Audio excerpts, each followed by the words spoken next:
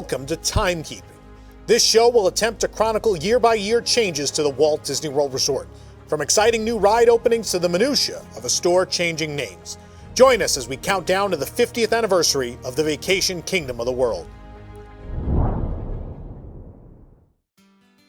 After a momentous 1989, Walt Disney World could have settled down for a year. It wouldn't get that for a while, though. 1990 kicked off with the announcement of the Disney Decade, something that would become the butt of jokes for years to come. The year also started with the opening of a new hotel, and these facilities supporting the park expansion would be the main growth of the year. Not much would change in the parks themselves, but how people experienced the Disney vacation evolved further.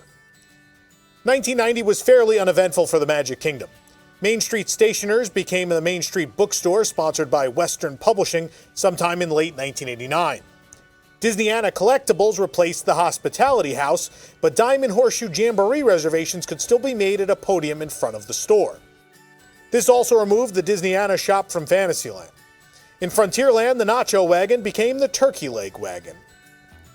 Though the stage had existed, the Castle Forecourt stage was now listed as a Fantasyland attraction on the maps. Also at the castle, the description of King Stephen's banquet hall moved Cinderella from appearing while guests dined to meeting guests downstairs. Mickey's Birthday Land would become Mickey's Star Land on May 26th. The birthday decor was dropped and the show became Mickey's Magical TV World, where the titular mouse would host a special starring characters from DuckTales, Chip 'n Dale Rescue Rangers, and the Gummy Bears. The entertainment around the park had changed a little by this point. The Fantasy Fair stage was now showcasing predominantly school bands as part of Magic Music Days. Stuntmen performed in Frontierland. Tomorrowland featured the Jazz Connection, and the Tomorrowland Theater was showing Rap and Roll, a musical featuring the Disney characters and Roger Rabbit. The Castle Forecourt stage had started showing Disney Mania in 1989, a musical stage show featuring classic and modern Disney songs and characters. The 1990 version featured up-to-date songs such as You Might Guess, DuckTales, Rescue Rangers, and the Gummy Bears TV show themes, as well as Why Should I Worry from the recent hit Oliver and Company. Epcot Center was fairly quiet in 1990 as well. The snack bar and the Wonders of Life received the name Pure and Simple. With the Crescent Lake area hotels beginning to open this year, the International Gateway would open on January 12th, along with Showcase Gifts, World Traveler, and the stroller and wheelchair rental location. In Mexico, the art exhibit became Reign of Glory, a celebration of Mexico's pre-Columbian art. In Italy, Delize Italiane replaced Arcata di Artigiani and sold chocolates, cookies, and candy. La Signature at the France Pavilion lost some of its space to the Guerlain Boutique, still selling similar merchandise. The first Muppets attraction, Here Come the Muppets, opened on May 25th in the location that is now Voyage of the Little Mermaid at the Disney MGM Studios. The show featured live Muppet walk-around style characters interacting with humans, traditional Muppets, and even an animated Mickey Mouse on screen. The show featured a Rolf pre-show, but when guests entered the theater, the human-sized Kermit the Frog received a call from an animated Mickey. After that, Kermit used the video phone to track down the rest of the Muppets by calling the Walt Disney World operator, played by Lily Tomlin, reviving her laugh-in character, Ernestine. After Kermit talked to Miss Piggy and Fozzie, the Electric Mayhem Band crashed onto the stage in a monorail, and the rest of the characters arrived. The cast would perform several songs: Make 'em Laugh, Personality, Bein' Green, The Heart of Rock and Roll, and Shout. A Muppet store was also added at this time. 1990 also brought other new entertainment to the studios. The Theater of the Stars played host to the short-lived Swing, Swing, Swing from April 7th through April 18th, before being replaced by Dick Tracy starring in Diamond Double Cross on May 21st, well before the film's June 15th debut. In the show, Big Boy has to steal a giant gem in order for Breathless Mahoney to accept his marriage proposal. Dick Tracy has to raid the Club Ritz, which is used as a backdrop for musical numbers, to recover the jewel from Big Boy, Mumbles, and Flat Top. An action chase scene ensues, and Dick Tracy, of course, gets the stone back. The Backstage Studio Tour sections were now separate attractions, known as the Shuttle Tour and the Walking Tour. Soundstage 1 on the Walking Tour was now home to Let's Make a Deal, and guests could also become audience members and contestants on the game show Revival, hosted by Barry Glazer. On the animation tour, the photocopying process area was now known as cell transfer. On July 1st, the Teenage Mutant Ninja Turtles began a mini show and meet and greet on New York Street. New York Street had now had its eastmost section near the forced perspective backdrop open to pedestrian traffic. Also added to New York Street was the Honey, I Shrunk the Kids movie set adventure. The playground featured oversized props including ants, bees, and a Kodak film themed slide and opened on December 17. The studios also received its first signature nighttime spectacular, Sorcery in the Sky, on May 29th. Designed to be seen from in front of the Chinese Theater, the fireworks spectacular was narrated by Vincent Price. It featured classic film songs and themes such as Puttin' on the Ritz, Over the Rainbow, Singin' in the Rain, Bridge on the River Kwai, Chim Chim Cheree from Mary Poppins, Close Encounters of the Third Kind, Star Wars, Chariots of Fire, and Raiders of the Lost Ark. Price would then introduce the most important part of the show. Sorcery in the Sky was meant to be a 50th anniversary celebration of Walt Disney's animated classic, Fantasia. And so the entire second half of the show was themed to that film, featuring Toccata and Fuge and the Nutcracker Suite. The show would end on The Sorcerer's Apprentice with a giant inflatable sorcerer Mickey Mouse rising atop the theater. The inflatable Mickey is particularly memorable, as many guests joked that he was in fact pointing towards the exit since it was the end of the night.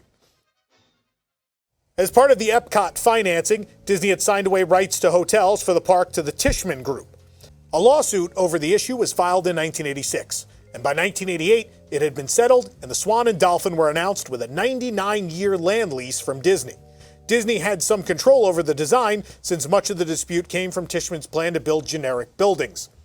The unbuilt Disney Mountain project, including multiple hotels and attractions, was part of this development cycle. For more on that, you'll want to check out our multi-hour comprehensive video on this project that never was right here on our YouTube channel.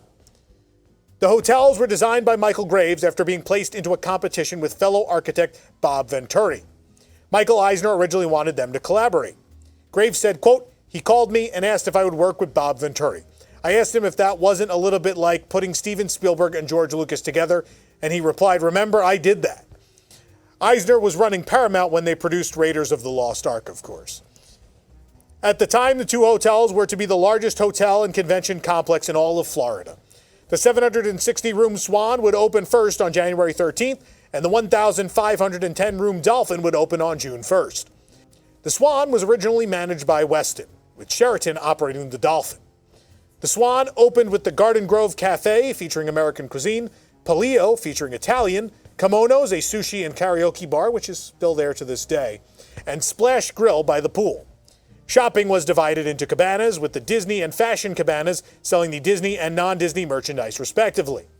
At the Dolphin, your dining choices included Harry's Safari Bar and Grill, which had seafood and steaks, Some Chow's, which unfortunately was described as Oriental, Ristorante Carnevale, which was Italian, Coral Cafe, a buffet, Tubby Checkers Buffeteria with snacks and quick bites, and Cabana Bar and Grill, a pool bar.